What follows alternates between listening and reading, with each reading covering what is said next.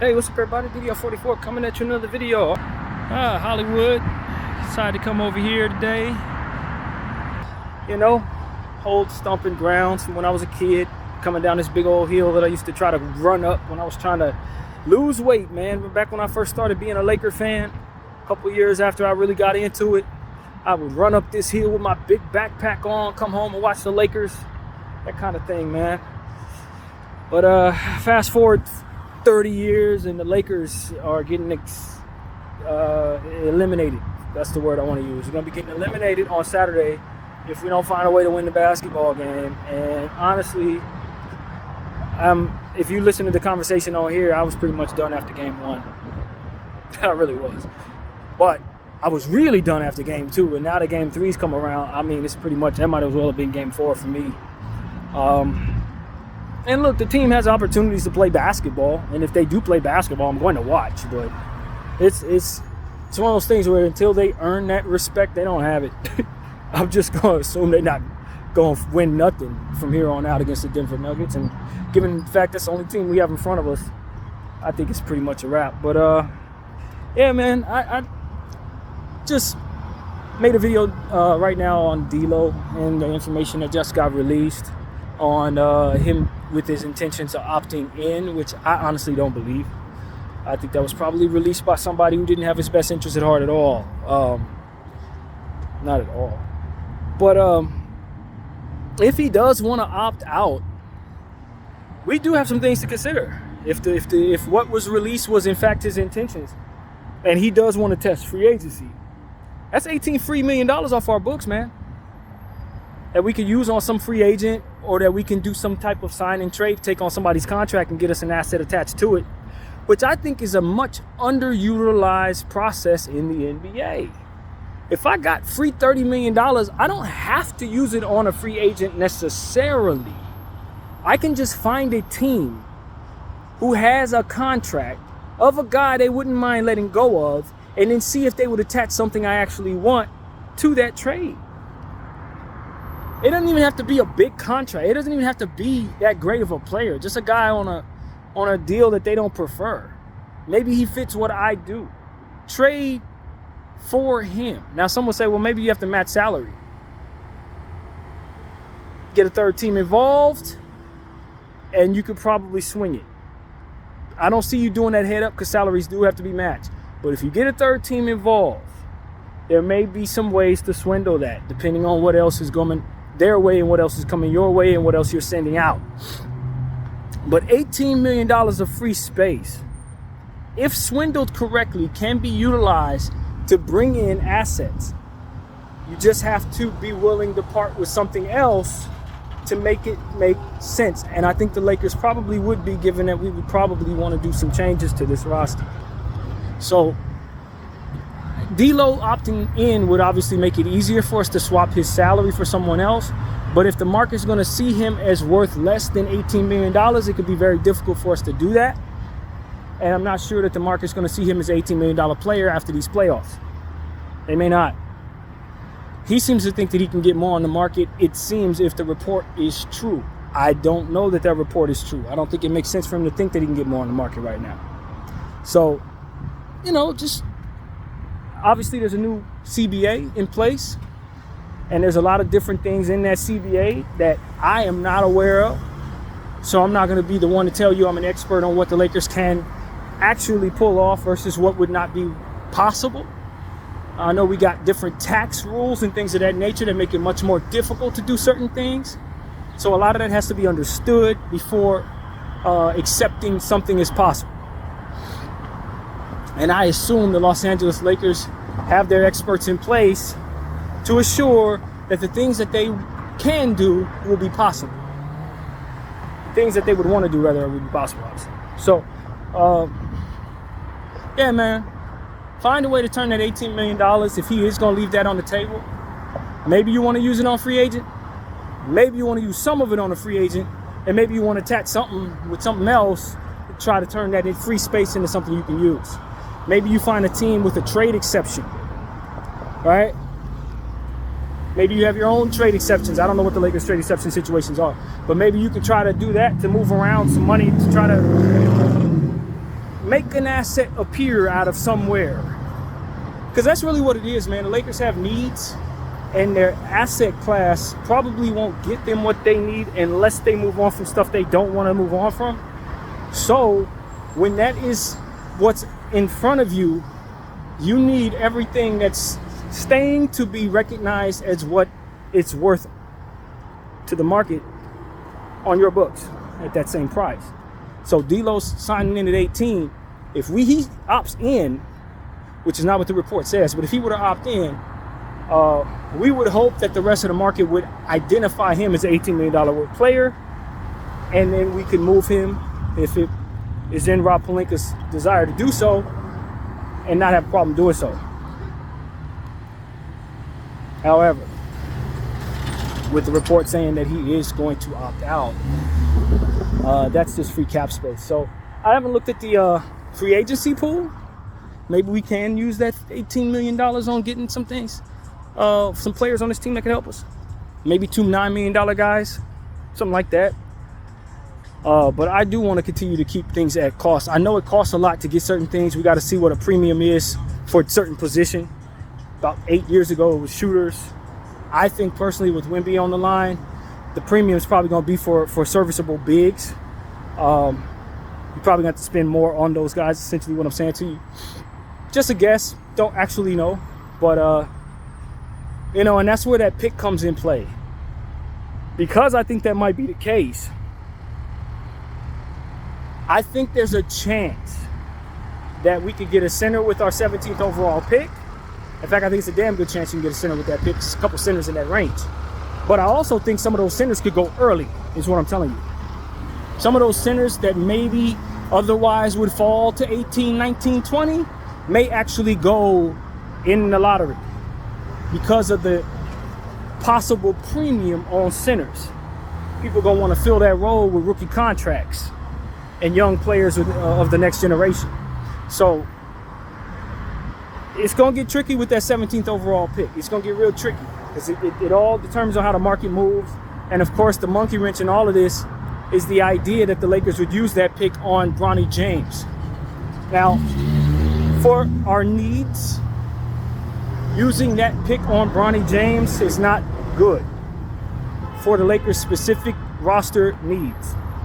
But if you're going to switch some things around, shave some things around, move some things around a different way, then you might have entirely different needs, and maybe, that can make a lot more sense if you're doing a whole retooling, rebuild type of thing. But the way I see it is you're not going to draft Bronny James if you're trying to rebuild, because the idea is to draft Bronny James to bring LeBron back. So that doesn't add up with that. He's not exactly the young piece that you want to retool with, especially with your 17th overall pick.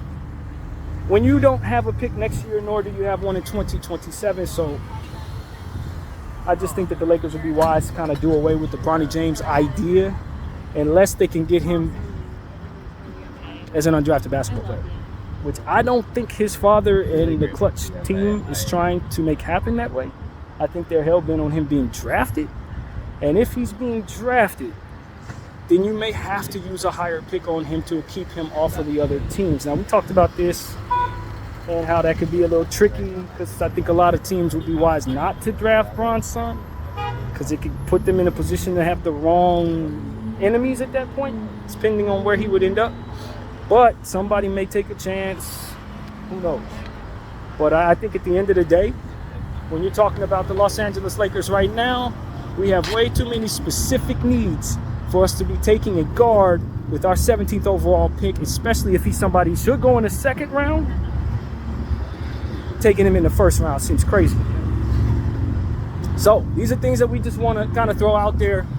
I understand it could be the difference between keeping Bron and not keeping Bron as to which you may value doing so. I don't know about that though. Now the question I have for the Lakers right now is, what's your intentions with Jalen Hood-Schifino? He's coming off of the back surgery. He had a bad first season. He looked good in the G League, but who is he coming back as with this back surgery?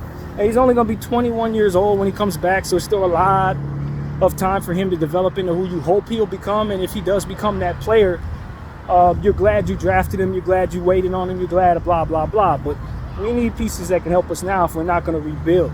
Does it make sense to try to move that piece this year I don't know if you can do it in the offseason with him coming off back surgery, but we'll see how he looks if they do keep him throughout the course of the first 6 months of him returning. And if he looks good, I wonder if the Lakers will hold on to him. I wonder. And then from there, would it be a mistake to let him go? Who knows? But with him having back surgery this early, it's a little risky. But just the same, we've seen a guy have back surgery by the name of Michael Porter Jr. We see what he's doing right now. You just got to wait on him. And that was the thing.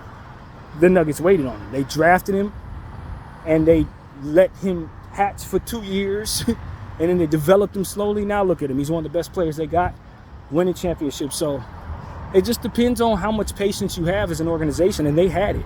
They had the patience, and I say that worked out. That was a raging success. He was a player who's supposed to go as a lottery first 5 pick, but because of the back surgery, he ended up falling to wherever they landed, somewhere probably in the 16, 17 range. And they took the chance and had the right plan for him. And with that plan, they were able to get the best player they could possibly get in the circumstance. And so that's really what it is. Do you have a plan for this player? Can you wait out his development plus his recovery from this back surgery? And if you can, you may actually find that you're very pleased with Jalen Hood-Schifino. I see a world where we're very happy to have Jalen Hood-Schifino in 2028, 2027, but not anytime soon. And I don't think next year. So that's what I'm concerned about. Who is he going to be over the next 2 years? And can we wait? Will we have the role for him? Or are we just going to find ourselves going after a Trae Young and just kind of have him as a backup guy, even if he becomes his best self? Then end up leaving off in free agency before we actually even see him develop. Like I'm concerned is about to happen with Max Christie. A lot of people think it's a foregone conclusion that we're going to keep Max. But I'm telling you, there's one team in this league that really has seen him play well and has had their eyes on him. And that's the Toronto Raptors. They like Max Christie. They have always liked Max Christie. They have the rebounding, not the rebounding, but the rebuilding role to give him. And no pressure for him to be his best anytime soon. I think there's a decent chance they throw a contract at him that maybe we should probably be able to match. But because of how he was utilized this year, it may not be in our best interest to match him, especially since we have other needs. So I was listening to a podcast this morning thinking they were saying they believed that it was a foregone conclusion that we would re-sign Max Christie. I'm not sure Toronto won't swoop in and try to take him from us. I'm not sure they won't give him a poison pill contract that you're not going to want to match. Not sure, because everybody knows that he can do better with more minutes.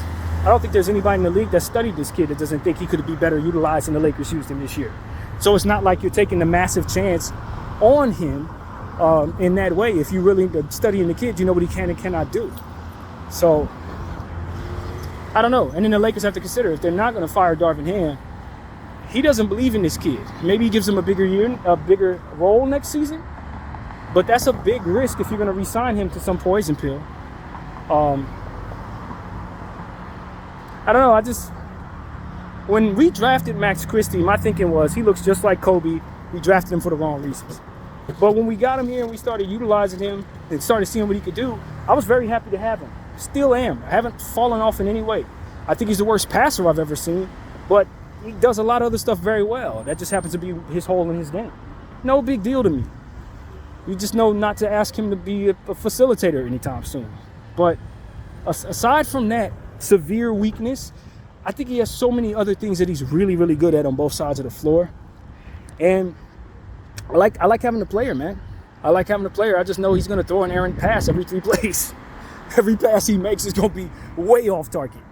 But aside from that, he defends well. He does all kinds of different things well. He has great size. He's athletic. He rebounds. He has motor.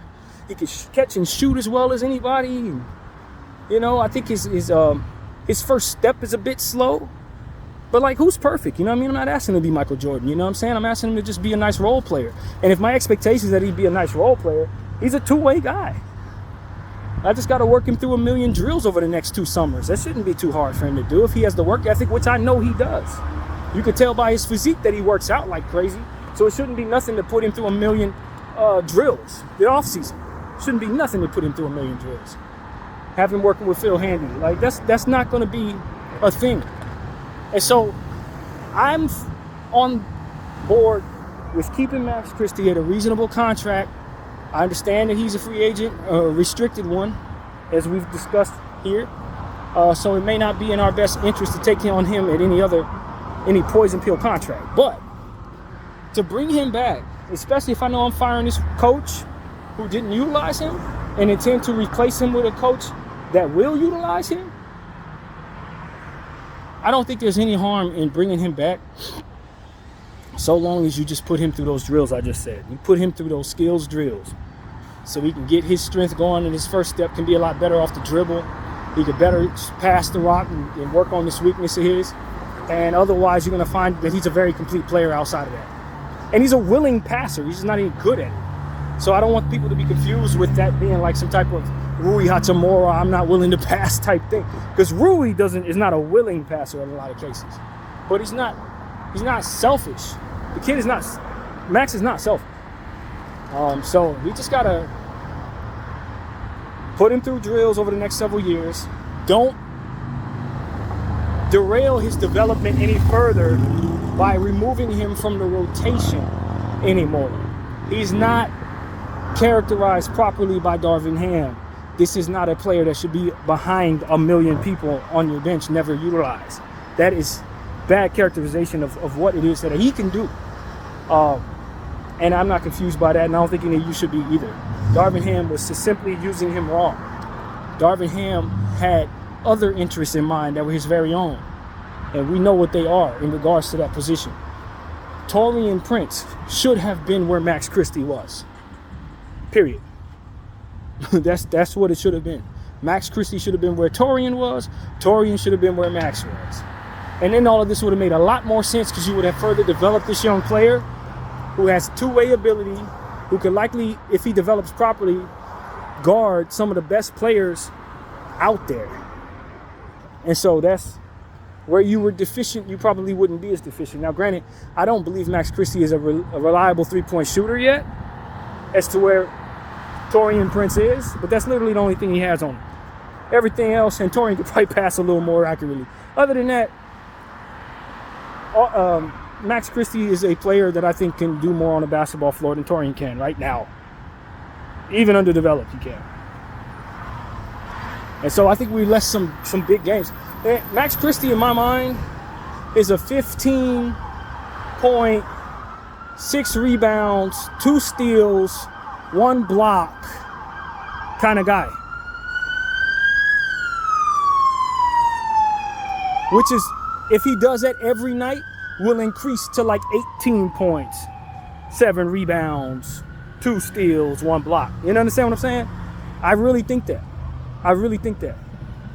I think he can develop to being a hell of a two-way player and help you in some very key categories every single night.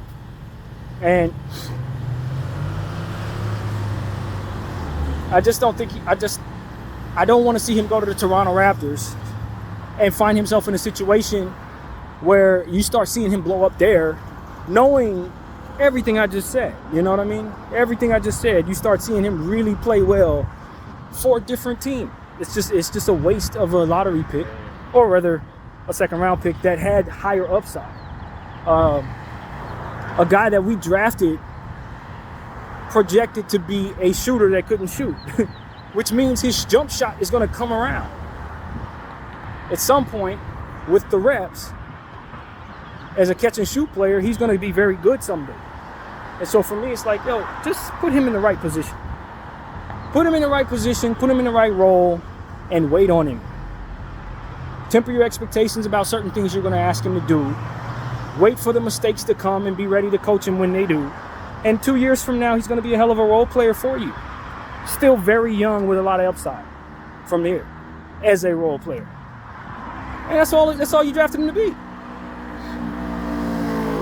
And maybe he exceeds your expectations and is a big play playoff performer someday. Maybe he exceeds your expectations and finds himself being a starter someday. He has the base as a role player to be more someday. You know, maybe when he's 28, 29 years old, maybe he's really solid, like real good starter. You know what I'm saying? KCP-like starter. I think that's probably his ceiling, like KCP. So, like, yo, man, value this player, please. Don't let Darvin's ulterior motives with the roster have us thinking that this is a disposable basketball player or that this is his ceiling that we've just seen, because obviously that's not real when you consider he's still young. I don't think Max is even 22 years old yet. So with him and Jalen Hood-Schifino, in theory, you're going to have a pretty solid couple of guards that are big in size, have the ability to play off one another, have the ability to both shoot when Jalen gets his shot around Max. I mean, I just look at them both as high level role players by the time they're 27, 28 years old, which is a long way away. But whoever has those players on their team is going to be very happy and probably a winning basketball club, because those guys play both sides and they both have length and they both have size. So, that's really what it is. I'm not expecting him to help me right away, although I am ready to give Max an opportunity to. I'm ready for the mistakes. I'm ready for the slow development. It's going to be fine. It's going to be frustrating. He's going to have some bad games, some 1-for-11s, 1-for-12s. That's okay. He's a kid. But as the years progress, if he's still on our roster and he doesn't take on any injuries, he's going to get better. He's going to get better. Maybe not fast, but the progression will be there. And I just hate that we derailed his progress by an entire year just because the coach wanted to play his homeboy, which was just to the detriment of our entire process. It really was. So, that's the thing, man. That's a frustrating thing for me.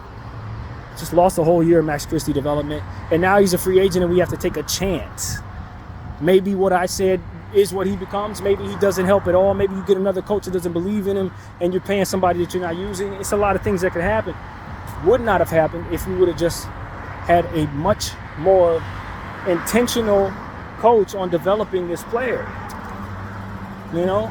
So yeah, man, that's what I want to say. A lot of regrets there as it pertains to, we should have just fired that coach, man. We should have fired that guy when I said fire him, and given the players the player that they wanted to coach their basketball team, which was their favorite guy, Phil Handy. They should allow Phil Handy to coach the team. And if they would allow Phil to coach the team, I think you'd be getting much more out of these basketball players. Whether the schemes worked or not, they would be running through a wall through Phil because they love Phil. I don't even know if Phil wants to be a head coach, but they love Phil Handy. You understand what I'm saying? Bron and AD love Phil Handy. Austin Reeves loves Phil Handy. That should have been enough for us to say, okay, we can let go of Darvin Ham, start the process of finding a coach that's going to replace Phil Handy, let Phil finish the season, and see if they can, get the most out of themselves with this coach who's only in there for the interim. You know what I mean? Nobody's expecting Phil Handy to take over the team for the next 4 years, but it gives you time to show, without actually saying anything, that we have the open roster, the coaching spot, so people can start getting their ducks in a row to interview for this job.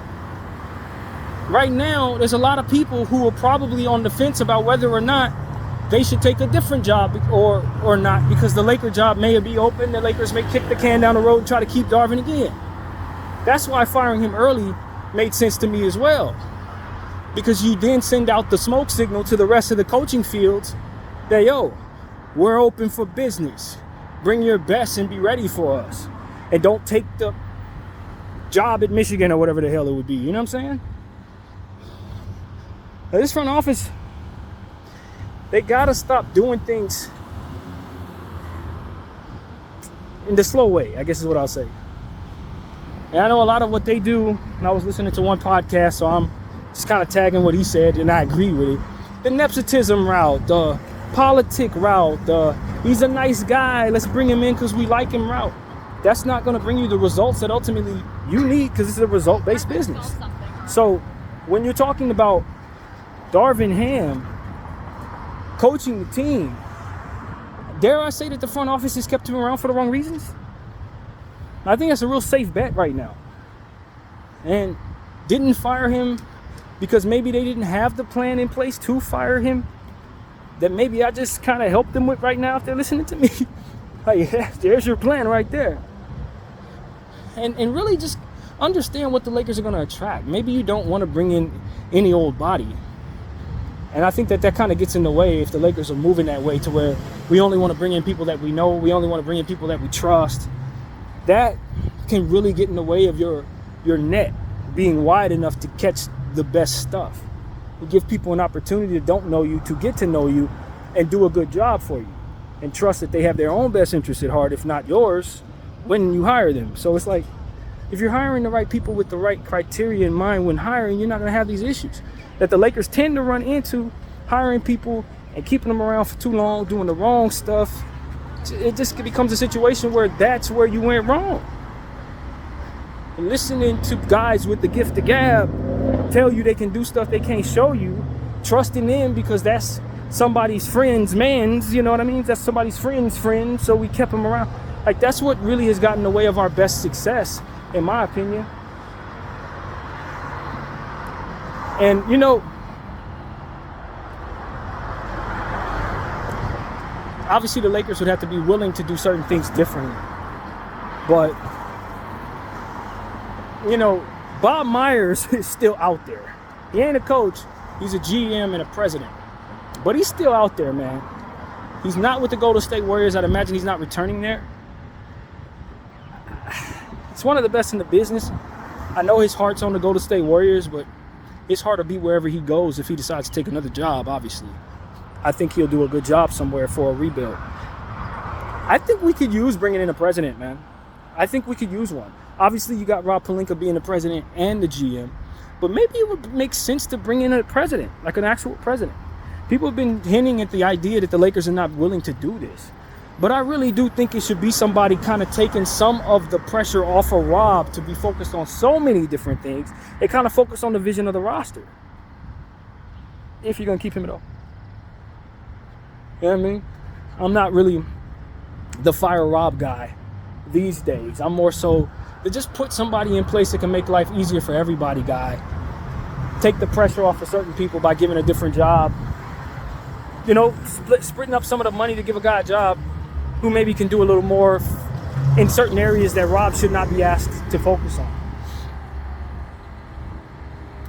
Now, I don't know if Bob Myers would take this job without being the GM. Maybe he'd want the GM job too. I don't know.